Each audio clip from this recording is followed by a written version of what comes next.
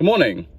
It is blowing an absolute hoolie here in Great Malvern today, so most of my footage with audio is going to be from inside the car, but that's okay because today I'm going to tell you all about the Alfa Romeo 166. I'm going to tell you a little bit about the history of the Alfa Romeo 166, then I'm going to tell you a little bit about my Alfa Romeo 166. So excuse the wind, here we go. I've made some notes and I've dug through the extensive history of this car, all of which is contained in this folder, and this folder, and this folder. But don't worry, you don't need to dig through the documents yourself. I've done that for you, and I've made a spreadsheet. And if you've watched my videos before, then you'll know that I bloody love a spreadsheet. But before we get into that, let's talk a little bit about the Alfa Romeo 166. Firstly, the history. The 166 replaced the 164, which was Alfa Romeo's premium saloon. Now, what's interesting is the 164 was made in large numbers. You're talking 250,000. They only actually made 100,000 of these 166s.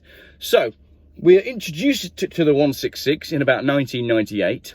Design work started in 1996, so it was available in 1998. There was a facelift in 2003. This is a pre-facelift car, being a 2002. So, at that time, this was available as a 2-litre twin spark with 115 horsepower, or a 2.5 V6 with 190 horsepower, or a 3-litre V6 with 226 horsepower, or a 2.4 diesel with 136 horsepower. Now, we'll get onto that one in a minute, but if you lived in Italy, you could also have had this car with a 2-litre V6 with 202 horsepower.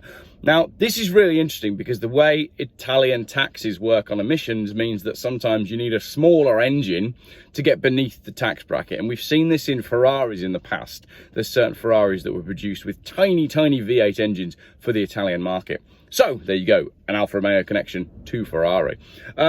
What's really funny is it says on Wikipedia there was a 2-litre V6 for the Italian market.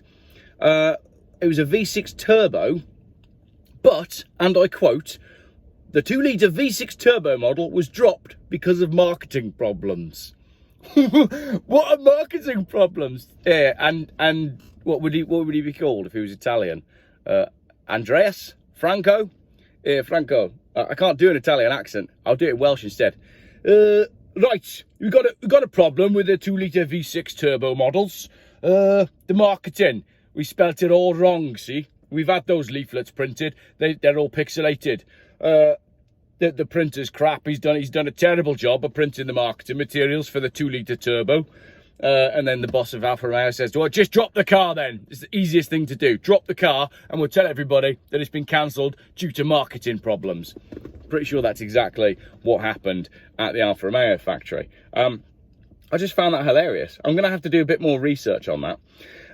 Now, why? Okay, let's get into the numbers. How many Alfa Romeo 166s are there left? According to the website howmanyleft.co.uk, we've got 238 on the road.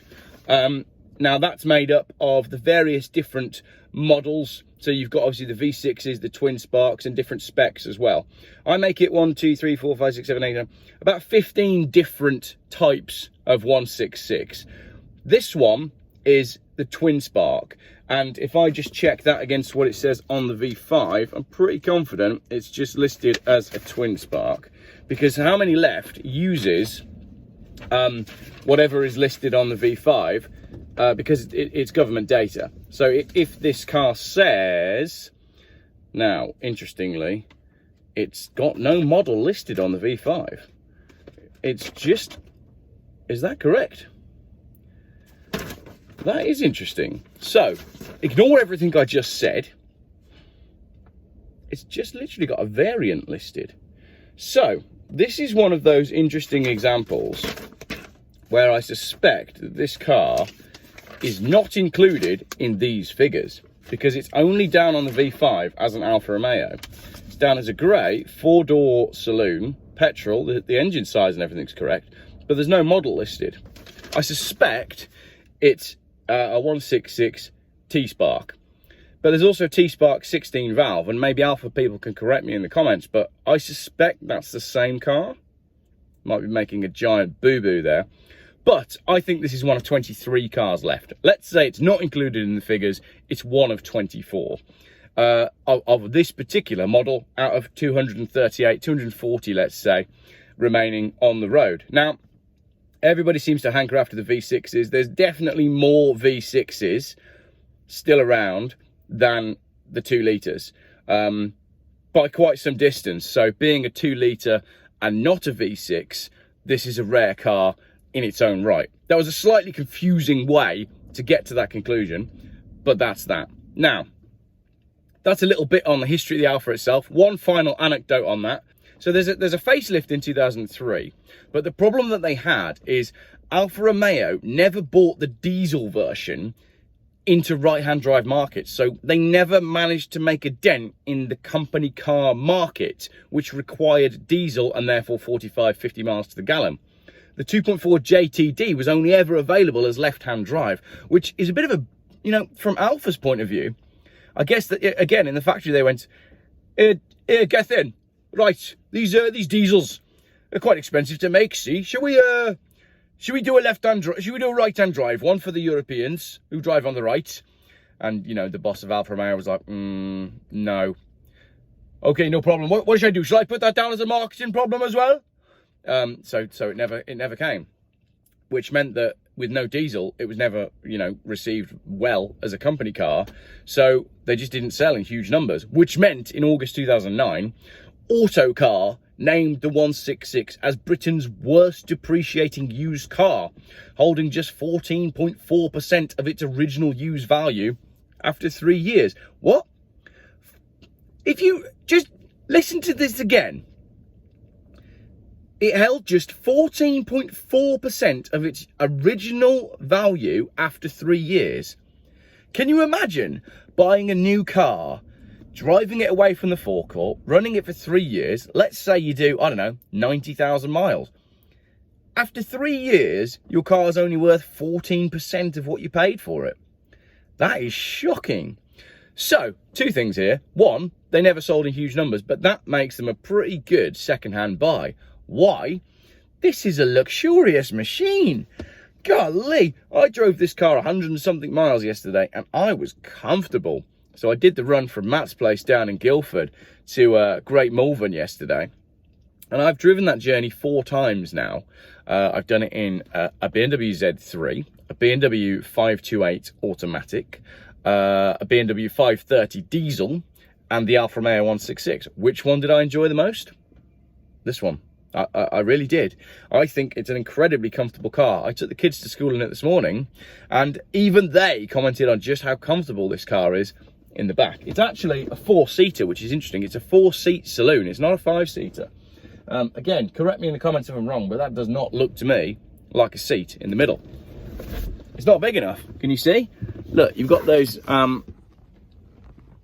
bits there on the side, and you're not going to fit your butt in there. So that's pretty interesting that it's a 4-seat saloon. You know, a very Italian sort of way of doing things, isn't it? Just not doing things in the same way that everybody else does. I've screwed up the camera angle now, haven't I? Let's try again. There we go, that's a bit better. So this car, let's talk a little bit about the history of this specific car, because as I said, I have spreadsheeted all of that. This car was purchased by Mr. MWC from Yorkshire on the 4th of July 2002, and he kept it for 13 years. Now, I don't have much paperwork for the time when it was under his ownership, but in March 2015 it was then purchased by a Mr. P from Llanelli in Wales. So there you go, suddenly all of my Welsh accent stuff is justified. He kept the car until it was purchased by a dealership in Bourton-on-the-Water in late 2021. So we're going back about 4 or 5 months now. So that's essentially 2 proper owners of this car. I'm going to class this as a 2-owner car, because in November of last year, a luxury car dealer in Bourton-on-the-Water purchased this car purely to stick it on the forecourt as another Italian car for an Italian car jamboree that they were having.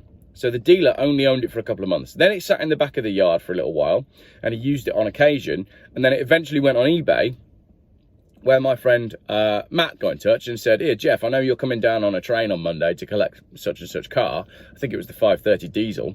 "Why don't I buy a car from up your way and you drive that down instead? You know, be better than being on a train. An upgrade to first class, if you will." So that's what we did.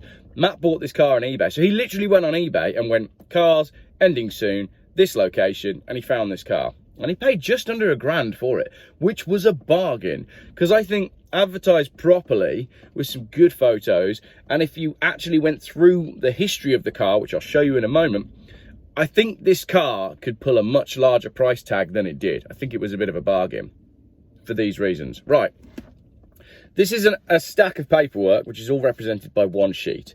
I've got a total spend for this car from Mr. P's ownership. So when it's in Wales, between 2015 and late last year, so 7-8 years, $2,000 he spent on this car, purely in receipts. Interestingly, the key things about this car is a lot of the big stuff that you would want to do has been done fairly recently. For example, the cam belt was done 2 years ago. I suspect that Mr. P from Llanelli was a bit of a home mechanic, because I didn't find a single receipt from a garage where they've done the work apart from fitting tyres. He did all the work himself, but not in the way when you buy a car and someone says, "Oh yeah, I do all the work myself, so there's no paperwork." It's the other way around. He did all the work himself, so there's all the paperwork, because I've got every single receipt for every part he ever bought. So let's make the presumption that he bought the parts for this car and then fitted them to this car, which I think is a fair presumption to make based on the condition of the car. But, for example, the cam belt, all right, that's a big one, isn't it? Cam belt, rocker cover gasket, and the balancer belt, receipt from Alfa workshop, 151 quid. That was done in June 2020. So your cam belt was done 2 years ago. Camshaft oil seal, I got 2 tyres, and then working my way back through now. There's a lot of receipts for brakes and brake pads. So I think the owner of this car liked Mintex. Fair enough. Mintex, M-Tech, same sort of company. So it's got M-Tech discs and pads on it. What else have we got in here? Oil filter. The servicing looks like it's been done pretty much every year around December sort of time. So there you go, December, oil and filter. The December the next year, oil and filter. Back in 2017, you know, we're back in 2017 now. We've got some Borg and brake pads. We've got another cam belt kit, a genuine one.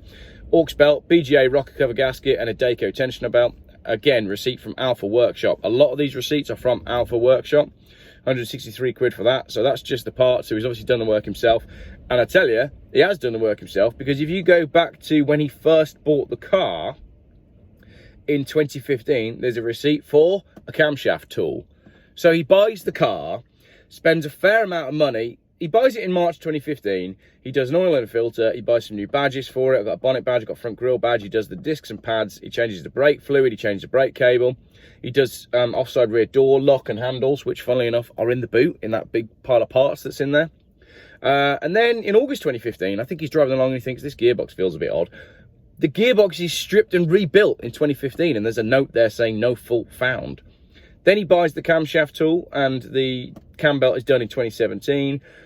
Discs, pads. The wheels were refurbished at a cost of £300 in 2017. 2018, a top dead center crank sensor, a couple of tyres, rear brake calipers, more oil and filter. And basically what we have here is, I've not found the service book for it. Matt tells me there is a service book somewhere, but I've not found one. But what we have is a car that has had 2 owners, the second of whom has been just as careful as the first, because, I mean, you can see that's the pile of receipts that it's got there, all detailed on that spreadsheet. And if anyone would like to see the spreadsheet, I'm quite happy to share it with you. 124,000 miles, and it's beautiful. How does it drive? Well, I can't really show you because I've not got my phone mount with me. I've left that in my other Volvo, which is away having some work done. But the 2-litre twin spark engine, does it feel underpowered? Well, no, it doesn't. I mean, the 2-litre is rocking at 115 horsepower. It's a fairly heavy car for what it is, but no, it doesn't feel underpowered. It feels like a proper cruiser. I can get 35, 36, 37 miles to the gallon out of this car, driving carefully, and it's lovely. It's a lovely place to be. It's a lovely place to sit. It's a pleasant car to use and own and drive. It ticks all the boxes of being a proper Geoff car. And my definition of a Geoff car is something that you can use for the school run, you can use to go to the tip, you can take it to a car show, and you can clean it up and use it for a wedding and drive back late at night and enjoy owning it because of all the different things you can use it for. So I think it's a very Geoff car. I'd absolutely own this long term, and I've loved my time with it. So that's a sort of whistle-stop review of the Alfa 166. I'm now going to show you some bits and bobs inside the cabin, because there's some really neat touches on this car that I think should be appreciated. Right, so I'm not going anywhere, so don't moan that I'm holding my phone in the car, but here we go. Let's fire it into life. 123,759 miles, and everything works exactly as it should. So what we got there, we got a there's a light telling me that the boot is open, there's a light telling me that there's an airbag light on, I'll give you that, and there's a seatbelt light telling me I'm not wearing my seatbelt, and then my handbrake light is flashing, but I can make that go away by taking the handbrake off. And the car doesn't roll because we're relatively flat, but we might be blown away in the wind. So this head-up display. This display is quite interesting, and I spent a little time with this car yesterday getting to know it. I've been looking forward to this drive. I've had a nice train ride down. Been trying to take it easy. Got a little bit of work done on the train, which was nice, you know, had a little coffee, nothing too stressful. Bit of self-love. And now I've got a bit more self-love in the Alfa on the way home. Not that sort of self-love in the Alfa, that would be wrong. You can do that if you win the car, that's up to you. Oh, it's got a sunroof, nice. So your main screen is here, which tells you everything that you need to know. So I can see that I'm playing CD track 9, but that doesn't seem to work. Got the time there and temperature, and then my internal temperature at 18 degrees, that's on automatic setting. So if I hit this button here, I can go into the audio menu, and that allows me to change my tracks and scan and shuffle and all that sort of stuff. Then I've got a telephone option, which doesn't seem to do anything because this system isn't connected to a phone. And then nav, which also doesn't seem to work. But I seem to remember that, I'm sure that worked when I drove it down to Guildford, but never mind. Then we've got this trip button here, which is quite cool. So this is my overall. So if I go on continued there by using this roller dial, this is everything. So 3 hours of travel, 121 miles covered, average speed 41, and fuel consumption 34. So this since 8:48, I think, is from this morning. So that's when the car was started this morning. So I've done 5.5 miles today, and I've got 20 miles to the gallon. But all I've done is driven to school, driven it to the car wash, and parked it up with the engine idling. So that's probably to be expected. Now this to destination thing is odd because it's saying I've got no range left, no miles left, but I have, because I know full well I've got about 40 miles left in this tank. So that's interesting that doesn't seem to completely work. And then the distance and time of arrival, I guess, would be connected to your trip, sorry, to your nav, which doesn't seem to want to work at the moment. The map is the same, so that doesn't work either. And I've got sort of dark mode, so I can just click dark, and then it comes back. It's an interesting little, I quite like it, to be honest. At first, it took me a while to get used to how everything works. But when I spent a bit more time with it, I actually quite like it. It's neat. It's like old school, but new school at the same time. So I'm okay with that. Obviously, we've got air conditioning as well and fog lights and whatnot. It's weird that the fog light button's over here, because obviously in most other cars it would be somewhere around here, wouldn't it? I've got a check light here, which allows me to check all of my warning lights, and you can see that they're all working correctly and coming on and going off, which is good. The light switch is down here, and obviously I can adjust that. And then on the door, I've got electronic mirrors, I can lock the rear windows, and I've got my window switches here. I absolutely love this padded leather. If I show you on the other side, there's more space. I love the padded leather on the door card, and I love the way the door card almost connects to the dashboard like that. I think that's such an elegant design. And I also really like, this is a simple thing, but I really like these. I like a round ball vent thing because it just gives you complete adjustability on where the air goes. Now, not every car can pull off a round vent for example, on my Volvo 850s, that it's a much squarer design. You wouldn't get away with that, but I think these are much better. You know, when you're driving along and the wife's moaning that the air's blowing in her face and whatnot, not that that ever happens, I just think that's great. Nice solid knob, baseball style. I'm okay with that. This doesn't seem to open, but there's probably someone watching, probably Chris Cousins, to be fair, who owns most of the Alfa Romeo 166s that remain. He can probably tell me. And then I've got a little cubby hole here, which has got the mat from when the car was cleaned. That lifts up. Obviously, my handbrake's down there. I can keep coins in here. I've got, what have I got in there? A little ashtray for if I want to smoke. Not that I would these days. Press the button and fold that back down. I love this, look.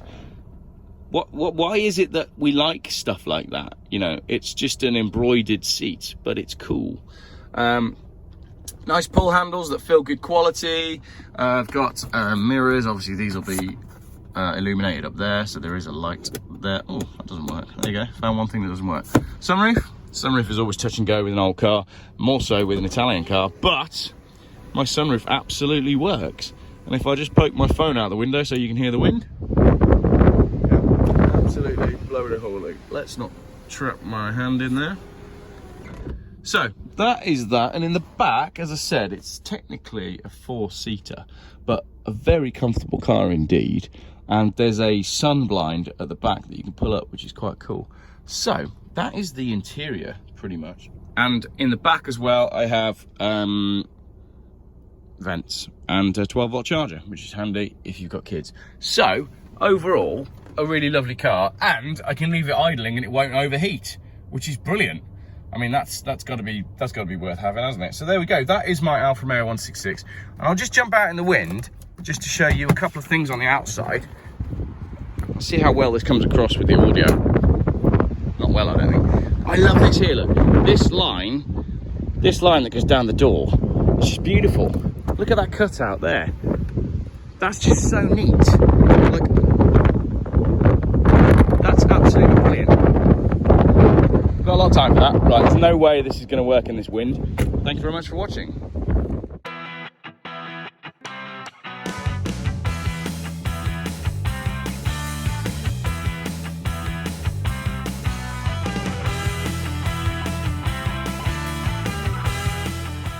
Geoff buys cars. Still, YouTube's most boring car channel.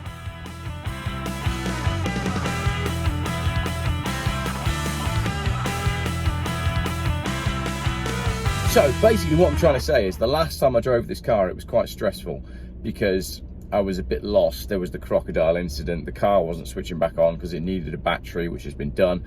And then it overheated coming through Oxford. And then that stressed me out. So it meant that my time with the Alfa before was stressful and pent up. Since then, it's been discovered that the car just had no coolant in it, basically. For fuck's sake, I fucking hate everything.